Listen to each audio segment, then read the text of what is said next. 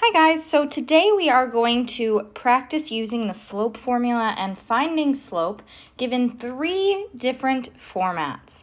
The first format is pretty straightforward. It's when you're just given 2 points. When you're given 2 points, there are 3 steps you want to follow. First step is to label. Second step is to plug in. And the third step is to simplify. Now what I mean by label is we want to label our first point and our second point. So I'm going to label this our first and this our second. And again, you could change those. The only thing that matters is that you are consistent throughout. Then we need to label our x's and y's. Remember, in an ordered pair, x is always first. So I'm going to write x, y, x, y. Then, based on what we decided our points would be, we write subscripts. Subscripts are just another way to label variables. So, because 9, -3 is our first point, we will put little ones by our x and y. And because -6, 2 is our second point, we'll put little 2's by our x and y there. And voila, we have completed step 1. We are on to step 2, which is plug in. And when I say plug in, I mean plug into your slope formula there. And this is something that you should have written down, hopefully memorized by the time of an assessment. So when we plug in, we're literally going to replace our variables with what we have labeled. So y2 is 2 minus our y1 value, which is -3. And you'll notice that since it's negative, I'm going to write a negative, and it's going to look kind of gross. I have that double negative situation because the minus is part of the formula and the negative was part of the value. That's okay. We'll deal with that in a moment. Then our x2 value is -6, and our x1 value is 9. And we have completed now step 2. We are on to step 3, which says simplify. 2 minus -3, we are going to rewrite that as 2 plus 3. And -6 minus 9, we're just going to keep that the same. We didn't have any double negative situations. Okay, now we're going to actually find out what those values would be on the top and the bottom. So in the top, 2 plus 3 gives us 5.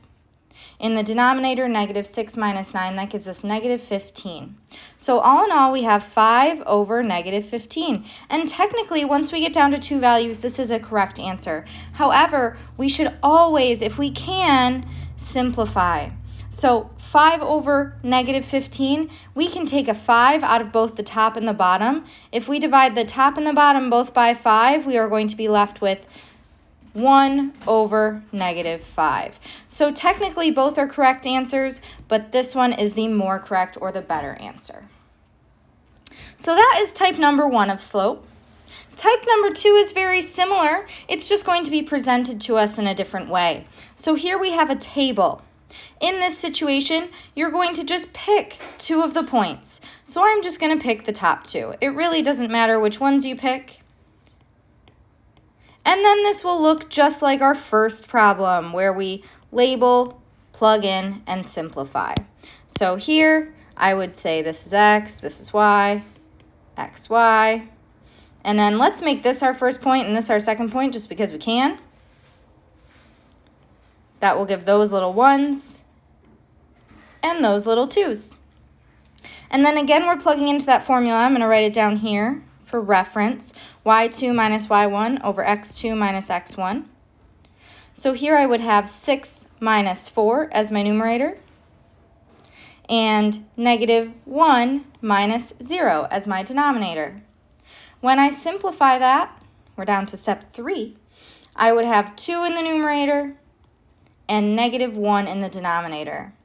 And we could write this one of 2 ways. I could just write -2 or -2 over 1. Remember, when we're graphing, it's going to be helpful to have a fraction. All right, our last slope type is from a graph. So here, what you're going to want to do is pick 2 obvious points. What I mean by that is 2 points that lie on the crosses of the grid line. So you might pick a little bit different points than I am, but I'm going to pick this point and this point.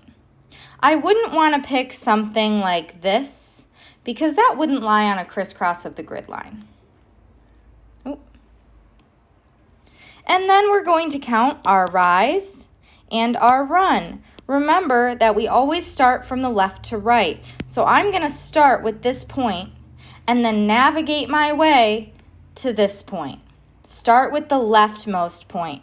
Now in this situation, from left to right, we are going to go down one, or down, and specifically we are going to go down one, represented by a -1.